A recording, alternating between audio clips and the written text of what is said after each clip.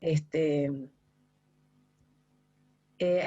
antes de empezar con el capítulo, vamos a hacer una vieja, porque ya le hicimos la clase anterior, mención y renovada mención al trabajo final de licenciatura. Ahí estuvimos hablando con Cuca, después en la semana seguramente escribimos con un poquito más de detalle lo que le vamos a delinear y conversar hoy. Pero bueno, ya hablamos de que iba a ser un ensayo, el ensayo implica esbozar ideas, obviamente estas ideas tienen que estar entretejidas con el texto y con los textos que les ofrecimos en el seminario, no más de 6 paginitas. Obviamente después les vamos a dar todas las cuestiones formales como Time New Roman 2, los interlineados y demás. También hoy por hoy en una instancia de licenciatura, ahí se ha unido Franco también y Martina, es importante que hagamos ensayos y ejercicios en relación a la manera de citar. Cuando se cita textual no es lo mismo que cuando se parafrasea un autor, ni tampoco uno puede tomar las ideas de un autor prestadas sin pedirle o sin hacerle algún aviso o alguna seña. Esa seña, cuando uno parafrasea, implica que uno la toma y pone entre paréntesis, y utiliza las normas APA, pone la cita de ese autor. Ahora, cuando es la cita textual, uno pone también la página, diciéndole, mira, te aviso que te copio textual. Si no, bueno, te aviso que te parafraseo, pero eso se avisa. ¿Qué quiero decir con todo esto? Que cuando uno toma las ideas prestadas de otro, tiene que avisarle a la comunidad académica que son de otro y no son propias. Pues si no, eso se llama plagio. ¿Sí? Y a veces en un segundo año, cuando he corregido trabajos de promoción, estas cuestiones a veces las pasamos como por alto o las decimos e insistimos, pero hoy por hoy en una instancia de trabajos finales de licenciatura o trabajos de seminarios que intentan que ustedes se aproximen a su trabajo final, vamos a insistir en que esto sea una práctica, ¿no? El que cuando uno toma las ideas prestadas, uno avise o dé cuenta a la comunidad académica que no son propias. ¿Sí? Esto es importante, hoy por hoy en una instancia de seminario vamos a insistir sobre este hecho, también como práctica para su trabajo final de licenciatura. Lo otro que hemos visto con Cuca es que los alumnos y alumnas que nunca hayan, en este espacio, o sea, sería hasta hoy, que nunca hayan ingresado al campus, ni ingresado, ni visto los videos y demás, eso ustedes vieron que tiene una manera de registrarse en el campus y que no hayan participado como condición, no hayan participado en el foro, a eso nosotros llamamos presencialidad, ¿sí? No va a ser una presencialidad tan a pie juntillas como en la presencialidad justamente, pero es una manera de presencialidad. Es decir, que aquel que solamente entregue el trabajo y nunca haya aparecido y no haya figurado desde hace 2 meses hacia atrás, presente en el campus, en el espacio del seminario de alguna manera, no vamos a corregir ese trabajo. ¿Sí? Claro, porque lo que nos pasa es lo siguiente, digamos, no es un seminario, este seminario no tenía la intención de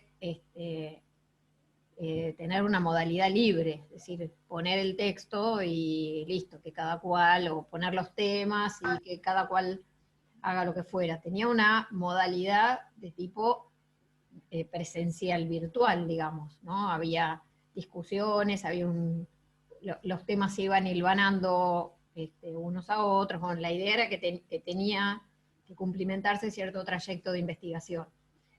Y lo que encontrábamos es que hay 100 inscriptos, y de los cuales han tenido una participación activa, ya sea en algunas clases o por otras vías, ¿eh? Hay casos de alumnos que no se han podido, que sabemos que no se pudieron sumar a ninguno de los encuentros sincrónicos de los lunes por dificultades de conectividad, pero se han comunicado por otras vías, por mail, por chat, han participado del foro, nos han escrito. Hay un compañero de ustedes que estaba con importantes problemas de conectividad, pero me manda mail, vamos entablando. Reina. Reina ladra también.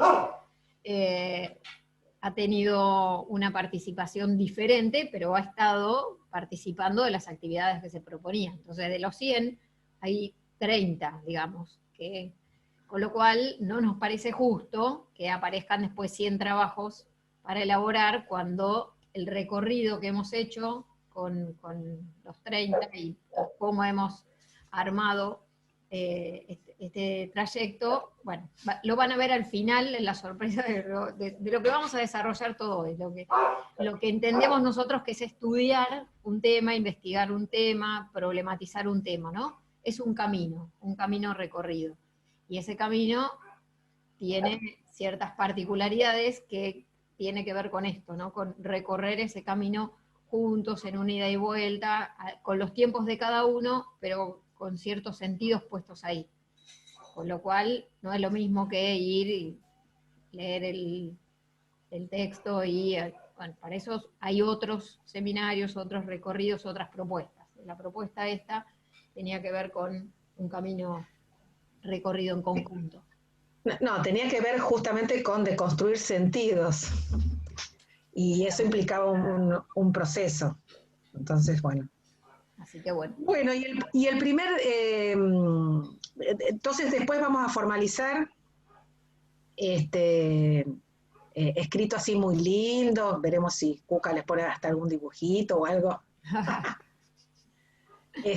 Y pensemos las fechas, que más o menos la clase pasada la estuvimos delineando, que puedan entregar hasta determinado tiempo de marzo y darnos un mes para corregir, como en abril, una cosa así. Si lo entregan ahora, tal vez alguno lo podamos corregir antes, pero la idea es después juntar todos para que no se nos pierdan en el camino. Les pediremos seguramente que nos los envíen con copia a las dos en el mail. Cuca es muy organizada, pero se le puede pasar, y yo también, pero se nos puede pasar todo. Entonces iremos armando una carpeta conjunta y después corregiremos seguramente juntas. Así yo aprendo de Cookie también en esto, que es la que me ha invitado a este seminario, bueno, que hemos disfrutado juntas también.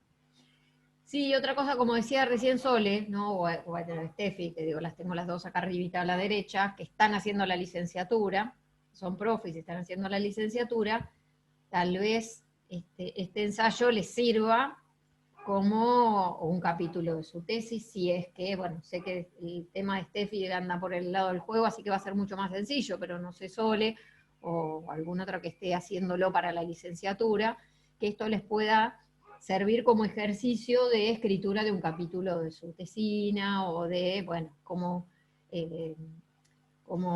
armar o pensar un problema de investigación y ensayar una propuesta o una hipótesis o un pequeño planteamiento de un problema a investigar, ¿no?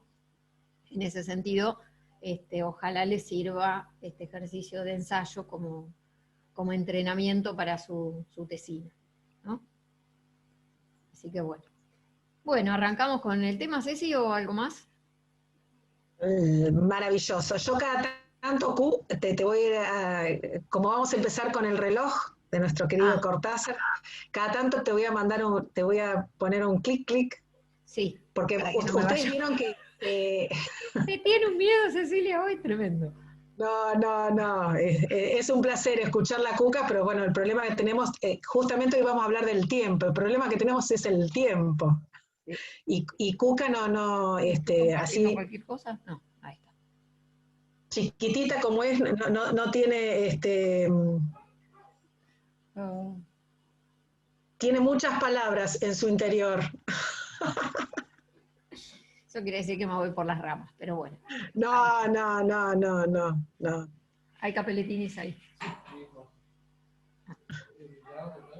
Sí, no Esos estoy chicos han estado, Cuca ha investigado mucho, pero esos chicos no han parado de comer capeletinis. Queda todo grabado. No importa. Sí, Si les no, encanta comer capeletinis. Es su plato favorito y el de la madre también, así. Qué genial, con un poquito de salsa y cremita. ¿Cómo? Cremita y salsa y caldito para saborizar.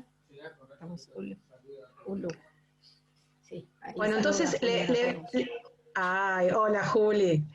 Les volvemos a contar que yo parezco promotora de objetos extraños. Este es el último capítulo del libro, que se llama el juego, es el capítulo número 7, el juego como saber inútil. Y de la misma manera que en los comienzos les propusimos de construir y les anticipamos que iba a ser disruptivo el planteo que íbamos a hacer en relación a la relación naturaleza-cultura, también vamos a generar cierta disrupción en la concepción del tiempo, de la utilidad y de la productividad. También vamos a intentar ser disruptivos, sonó como latinos, disruptivos y plantear otra manera de abordar esto que tanto se ha abordado en nuestra carrera en relación a si el juego sirve, si no sirve, para qué sirve, si utiliza cómo, que un poco estos idas y vueltas que se han hecho, al menos a nosotros nos han aburrido un poco y hemos buscado otras maneras de analizarlo y de pensarlo. Así que bueno, con ustedes el juego como saber inútil. Inútil, y por eso ahí lo de inútil entre comillas, ¿no? Porque es como decía Ceci, bueno, pensar el concepto de utilidad, cuál es el concepto hegemónico de utilidad, y bueno, ¿por qué inútil? Y si no es inútil, es útil. Su antagónico es útil. ¿Y útil para qué? ¿No? O inútil para qué. En relación a esos sentidos es que lo vamos a ir pensando. Y así como arranca nuestro capítulo, con esta epígrafe de Cortázar, del cuento del libro Historias de Cronopios y de Famas, que son cuentos que también intentan o piensan otros sentidos respecto a las cosas, ¿no? Y por eso tomamos como epígrafe este fragmento del cuento que dice, cuando te regalan, el cuento se llama Instrucciones para darle cuerda a un reloj, ¿sí? El libro tiene una serie de instrucciones para diferentes cosas, instrucciones para subir una escalera, instrucciones para darle cuerda a un reloj, distintas instrucciones, y del cuento, instrucciones para darle cuerda a un reloj, tomamos este fragmento. Dice, cuando te regalan un reloj, no te regalan un reloj, sino que tú eres el regalado. A ti te ofrecen para el cumpleaños del reloj. ¿Por qué? Lo que señala ahí Cortázar es, cuando te regalan un reloj, en realidad lo que te están haciendo, te están regalando el reloj porque quedas sujetado a un tiempo, sujetado a la obligación de atender el reloj, sujetado a la obligación de darle cuerda, bueno, en el caso de los relojes con cuerda, ¿no?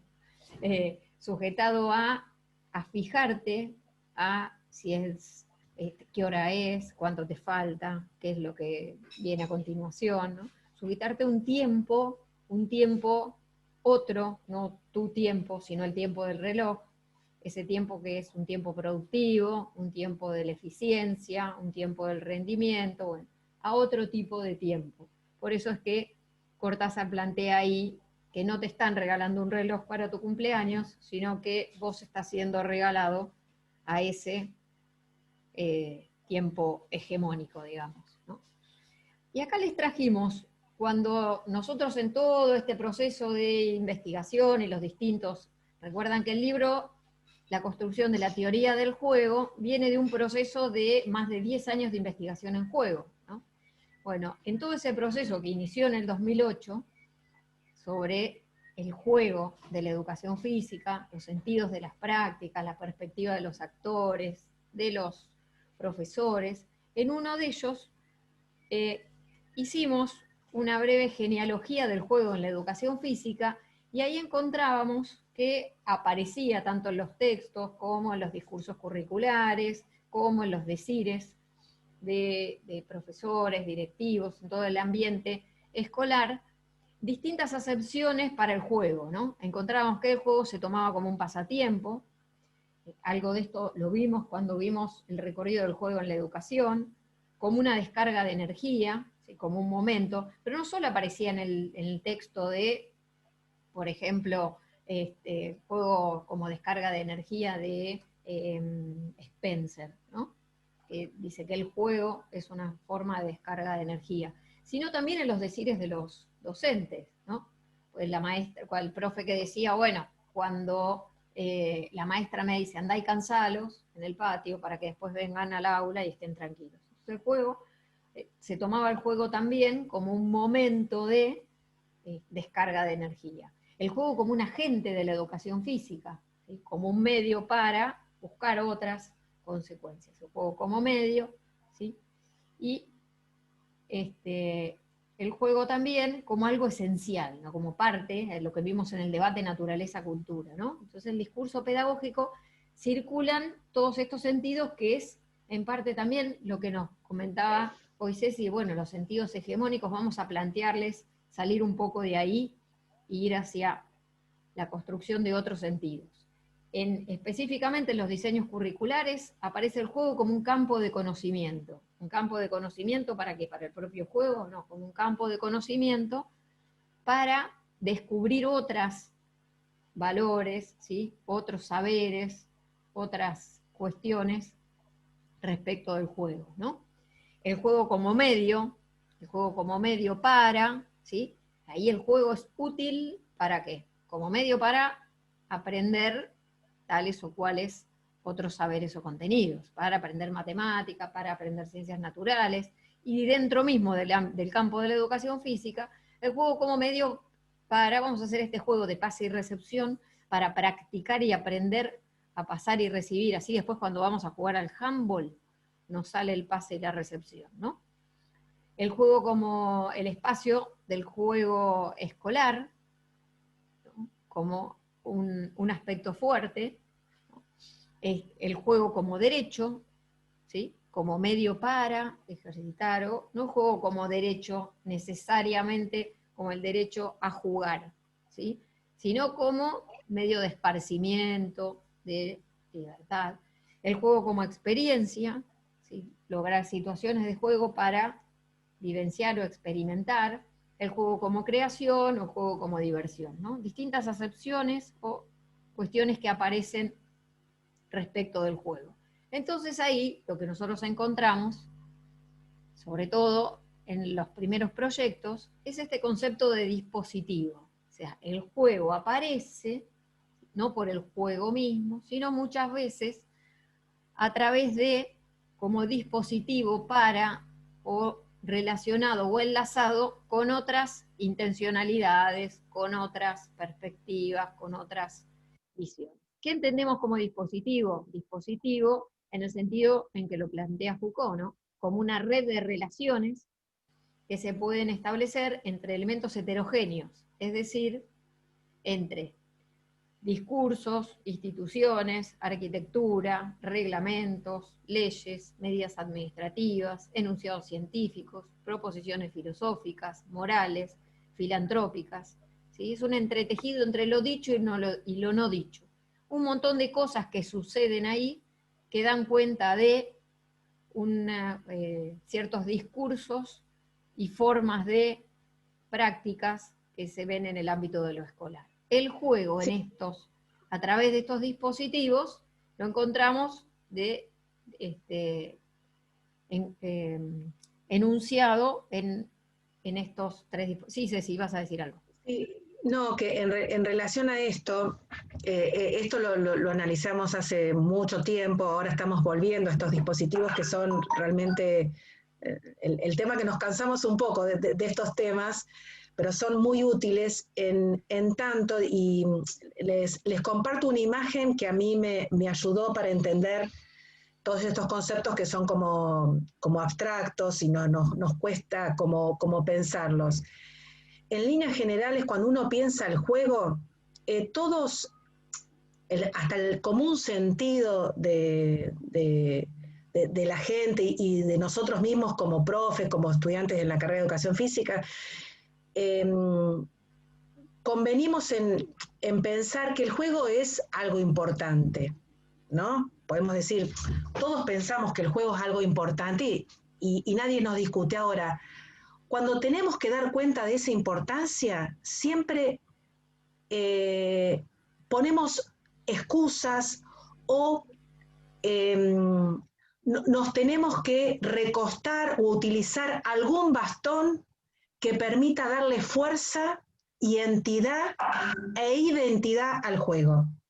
Estos bastones, estos que nos permiten dar identidad y valor al juego, tuvieron que ver con estos dispositivos. O sea, el juego es importante porque le hace bien a la infancia y la infancia se alimenta de ese juego. El juego es importante, pero porque lo dice la psicología. Hemos estado hace poquito con gente muy importante del mundo del derecho y bueno, y apelaba a esto, no, Piaget dijo que el juego es importante. Entonces, si Piaget lo dice, nosotros también decimos que el juego es importante. Y nos basamos en esto, ¿sí? La misma pedagogía nos ha dicho, el juego es re importante y es re necesario porque gracias al juego aprendemos. Con esto les quiero decir que si ustedes podrán empezar a hilvanar todos estos conceptos, se darán cuenta que en las primeras clases nosotros en forma disruptiva decimos, nosotros nos estamos separando de todo esto y estamos poniendo el juego en un lugar distinto. Tiramos los bastones, tiramos las adherencias. El juego es un saber que merece la pena y necesita ser enseñado. Nos estamos corriendo de todo este tipo de planteos y de todo este tipo de bastones. No decimos, el juego es importante, pero no. El juego es un saber a ser enseñado. Y ahí radica su importancia. Punto. Corta la bocha. Y nos ubicamos en otro lugar. Digo como a mí me sirvió pensarlo así. No vemos el juego adherido a otro elemento que le dé importancia, que también en cierta medida la educación física como disciplina joven ha corrido esta suerte y se ha adherido a otras ciencias que le han permitido fortalecerse y cobrar identidad. Nos hemos unido a la psicomotricidad, a la fisiología y también hemos iniciado un camino que nos permita encontrarnos en nuestro campo con bases propias, y hace unos 20 años que la universidad investiga para tener bases propias. Entonces, bueno, el juego, y nosotros lo que les proponemos es mirar desde otro lugar. Tómenlo o dejen, pero sepan lo que les estamos ofreciendo, ¿no? Sí, Q. Sí, y ahora estaba pensando, digo, además, bueno, estos 3 dispositivos que señalaba Ceci, ¿no? Que dieron cuenta de, operaron, permearon en los discursos del juego en el ámbito de lo escolar, se le podría, eso lo estamos investigando un poco también ahora, agregar, ¿no? El derecho, ¿no? Como la derechización del juego, ¿no? El juego como derecho, y el derecho visto ahí como, bueno, el juego es necesario, bueno, es el debate que está también ahora un poco sobre el tapete, ¿no? También podríamos incluir ahí la derechización, pero suena horrible, así que No. el discurso del derecho también para estos dispositivos, ¿no? Lo que encontramos también interesante en esta forma de encontrar el juego, ¿no? Digo, estos dispositivos que operaban en el juego en el ámbito de lo escolar, es que todas estas palabras, tanto la infantilización como la psicologización, como la pedagogización del juego, eran palabras terminadas en ción. ¿Qué refieren las palabras terminadas en ción? Refieren a aquello de acción o efecto de, ¿sí? Es decir, vieron que nosotros pasamos por una obra en construcción y vemos que hay, bueno, un edificio, el esqueleto de un edificio, ¿no? El esbozo de un edificio. Decimos, ese es un edificio en construcción, está en acción en proceso de, ¿no? Ahora, cuando el edificio está terminado, decimos, uy, qué bonita construcción. Es decir, esa construcción fue acción o efecto de ese proceso que se llevó a cabo, ¿no? Con lo cual, decimos nosotros, somos los sujetos los que hacemos cosas que una vez hechas se presentan frente a nosotros como objetos a los que les debemos culto, obediencia, como objetos que nos seducen. Es decir, como objetos que instalan y construyen estos sentidos de los que nos hablaba Ceci hace un ratito, ¿no? Bien. Entonces, en función a eso, ¿cuál es el sentido construido, ¿sí? Que vamos a intentar cambiar, ¿no? Esa nueva acción que les hablaba Ceci, que estamos instalando, ¿no? El juego como saber, el juego por el juego mismo, ¿no? Cambiar un poco, ¿sí? Desvincular, dice, el carácter primordialmente lúdico útil del juego, ¿sí? De los bienes internos. ¿Se acuerdan cuando hablábamos del saber como problema? Y hablábamos que MacIntyre nos hablaba de los bienes internos del juego, es decir, aquello que se pone a trabajar en el problema. Bueno, que eso, cuando el sentido del juego es lúdico, es productivo, útil, esos bienes internos se ponen en acción para los bienes externos, es decir, para lograr o conseguir habilidades o destrezas, no para resolver los problemas del juego, sino para otros bienes externos. ¿Tá? Jugamos para practicar el pase o la recepción que nos van a servir después para la práctica deportiva, por ejemplo. Bueno, no estamos diciendo que eso esté mal, sino que también tiene que estar este otro sentido que tiene que ver con lo lúdico útil, o sea, el juego que sirva por el juego mismo. Entonces, la convocatoria a la inutilidad que planteamos desde el comienzo de esta clase, o en ese capítulo 7, con el juego como saber inútil, entre comillas, tiene el tono provocador para cuestionar esta asociación que se da con demasiada frecuencia entre el hombre y las actividades que realiza, como si fueran un vínculo positivo, lineal, incuestionable, y con fines externos a él. ¿Sí? Hacer algo para conseguir tal o cual cosa, ¿no? Y vamos a ver cómo esto opera y ha operado con tanta fuerza dentro del ámbito de lo escolar, ¿no? Bien. Cuando veíamos qué era el juego desde la perspectiva de los jugadores, es decir, cuando le fuimos a preguntar también, a ver cómo uno toma aquellos datos que la investigación le brinda, ¿no? Esas pseudo certezas que brinda la investigación. Cuando le fuimos a preguntar a los jugadores para qué jugaban, o qué era lo que era jugar, si jugaban en la escuela, tanto en nivel inicial como en primaria, los primeros grados como los últimos, tanto a chiquitos de 3, 4, 5 hasta 12 años, todo ese universo de actores, de lo que nos hablaban es que lo que importaba del juego era el orden, ¿sí? El juego tiene un orden, una estructura, ¿sí? Hay algo que se organiza en torno al juego, ¿no? Nos hablaban de aquello que pasaba en el juego, ¿sí? Era una situación particular, ¿sí? Se armaba una escena en cuanto al juego.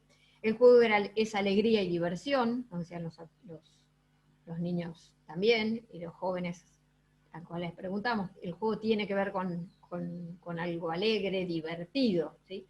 La palabra diversión, creo que la hemos dicho en otro video, ¿no? Tiene que ver viene de divertere.